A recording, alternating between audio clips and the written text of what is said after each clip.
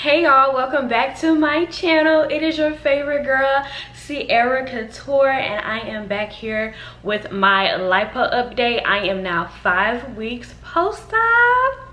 Clap, clap, clap, clap, clap, clap, clap, clap, clap it up, clap it up. This journey has been so rewarding, so worth it, and I just want to give y'all a rundown of everything that's really been happening within these last couple of weeks of me recovering. First thing I want to do is, if you haven't seen my other two videos, my lipo journey part 1 and part 2 is giving you an in-depth live me going through the experience of me in Miami after surgery, the first couple of days, how I'm feeling.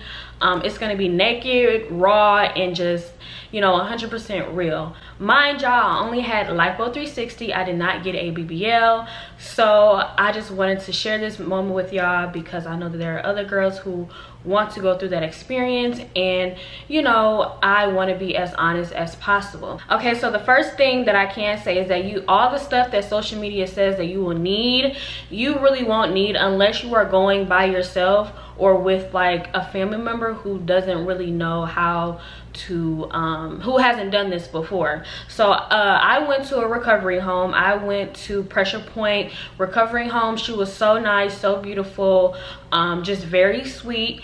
Yeah, so I just went to her recovery home, and most of the stuff that I brought I didn't even touch. Even still, whenever I'm back home and now 5 weeks later, I still haven't used some things.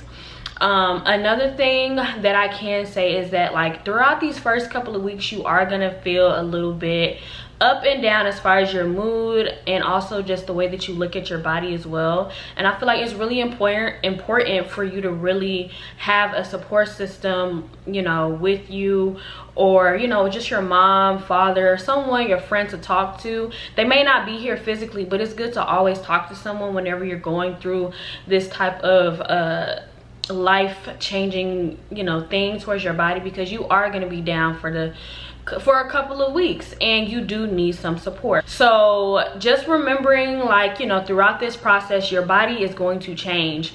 My body right now, it looks so great, it looks so snatched, but there are still some little things that I wish my doctor would have did more. And honestly, to other people, to like my mom, my boyfriend, or anything like that, to my friends and stuff like that, there's nothing, they don't see anything wrong, but to me, I see it. So it's just really important not to be hard on yourself. Like, you went through this process, you went through the weeks of pain and the surgery and the aching, and it's normal to actually feel like, you know, little tweaks need to be done here and there. But I feel like if you have someone around you that's like, you know, you don't need anything else done, like, you know, you look fine, it's gonna really reassure you, because the more and more you start to think like, oh, I need to get this fixed, I need to get this fixed, you're gonna continue to go, and it's gonna really, you know, it's gonna affect how you feel about your health and your body and all these other things. And for me personally, it's just one small thing that I noticed, but to other people it's not noticeable. You see what I'm saying? And of course you're gonna feel like that's because you spent your time, your money, you know, you only want to do the surgery once, and I understand that. You only want to do the surgery once, and you want them to get it right the first time. I am like that too, but it's not always like that, you know. Don't be hard on yourself, girl. Like, don't just stress, don't be hard on yourself, because everyone goes through it. Everyone is, you know, picking up a new way to learn their body, love their new body. Like, I'm not saying that you didn't before, but you know, this is a new you. So, you know, love yourself, and you know, keep doing what you need to do. I also feel that another thing that I also want to tell y'all is you will be swelling throughout like the first 2 to 3 months, and it is going to be so normal. Y'all don't know how many times where I wake up one day and I'm super flat, super skinny, and then I walk around the house with no faja on for like, what, 15 minutes. and I'm back a little bit swollen. And you can tell whenever you're swollen as well, but to other people it may seem like you're fine, but you can tell whenever you're swollen. So I'm a firm advocate. I keep my faja on all the time, and if I'm wearing something like a dress that's very tight, or something that's very, like, you know, light, because it is summertime right now and I do live in Texas, I have the Skims shapewear. I have like shapewear, like Skims wear like this, that I wear underneath my clothes if I can't wear my faja. I feel like, especially wearing your faja underneath in the summertime underneath clothes, you're gonna have a heat stroke. Like, I'm not even gonna lie to you, you're going to have a heat stroke. So I make it a little bit easier for me to wear these high compression things I got from Fashion Nova. They're like Skims, but they're the same material.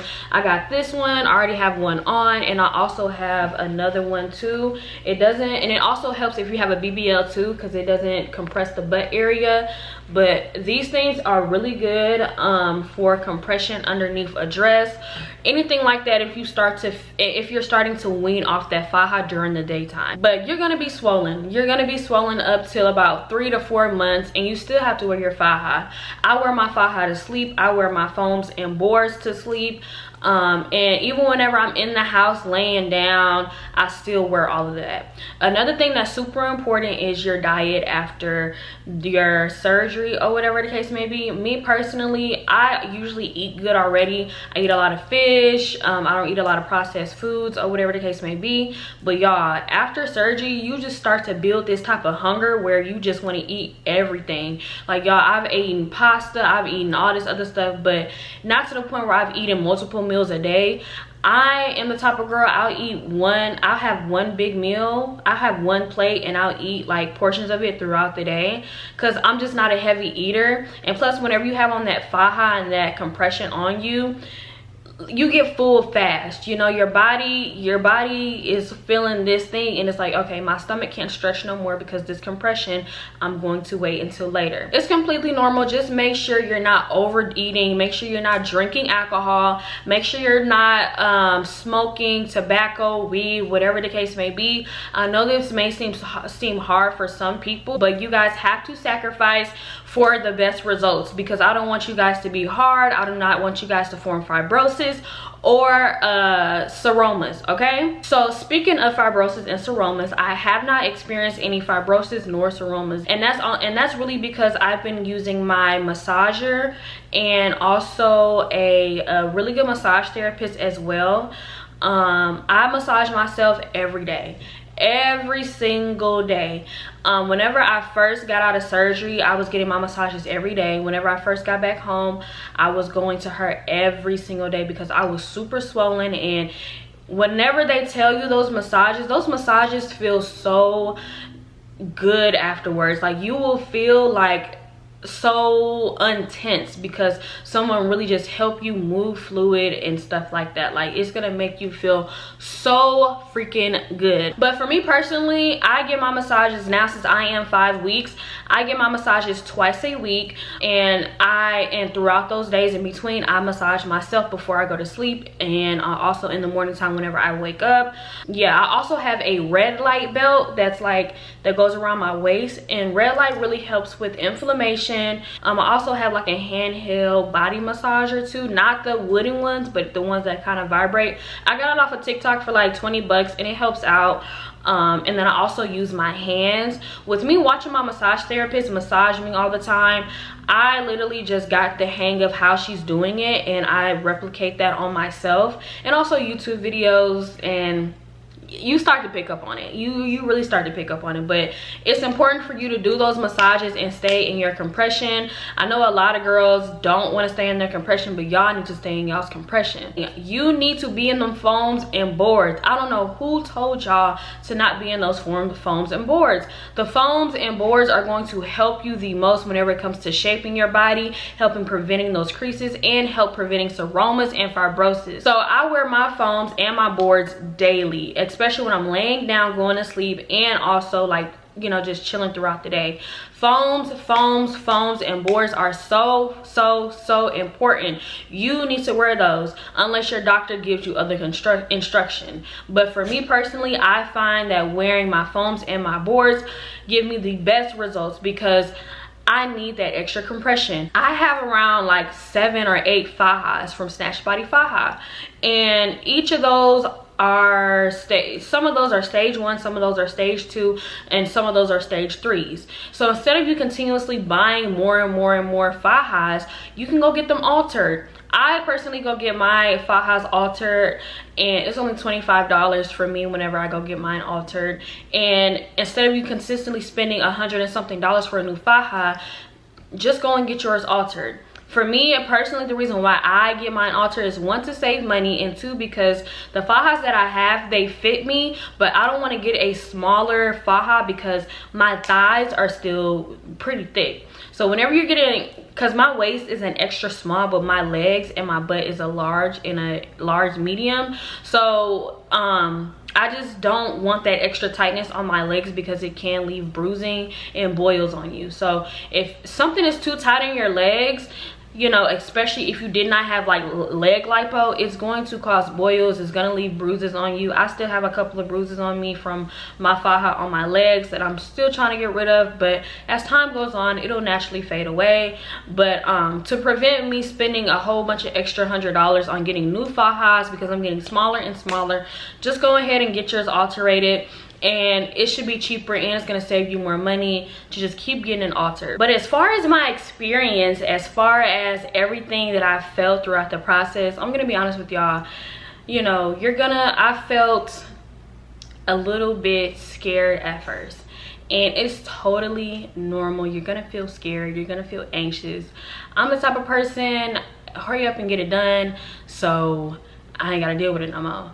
But I feel like the easiest part was literally getting the surgery, and the hardest part is recovery. Recovery is the most important thing, because if you are not taking care of yourself, it is going to show, you know. And my main thing is I want to be able to take care of myself the first time, so I don't have to go back to get it a second time, third time, because who wants to keep putting their body through that stress?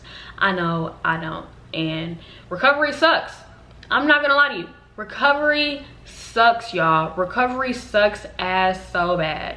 And I'm not gonna be like, you know, my recovery was cool, my recovery, it was all right, but it was some times where I was just like, I want to take all of this off, and I just want to walk around naked, and F the compression, F the faja, F everything. I just want to just take all this stuff off. But then I remember, Sierra, it's only been this amount of weeks, keep pushing forward, you're gonna get there, you know. And now it is what, 5 weeks for me. I'm gonna be 6 weeks next week, and once at 6 weeks I can start going back to the gym. And y'all, I cannot wait to start hitting that gym back. Yeah, when I tell you, I cannot wait to start hitting that gym back. From afar, I look like this, very hourglass shape. Let me go ahead and go to the side too. It looks really good, but I really love like my results. So y'all, thank y'all for watching this video. Thank you for keeping up with me on my lipo journey. If y'all love this video, if y'all love this series, please subscribe, like, comment. If y'all have any questions, comment that in the comment section below, and I will be sure to get back with you as soon as possible. And also communicate with each other. You know, I know a lot of us are scared, worried, put that deposit in, all this other stuff, and now you're getting prepared. So make sure y'all lock in with each other. Talk, are y'all surgery sisters, recovery sisters? Make sure y'all do that, because the more people that, you know, come together, it's gonna make you feel a little bit better. So I love y'all. Make sure you like, comment, and subscribe. Follow all of my socials. It's gonna be in the description down below and on the screen.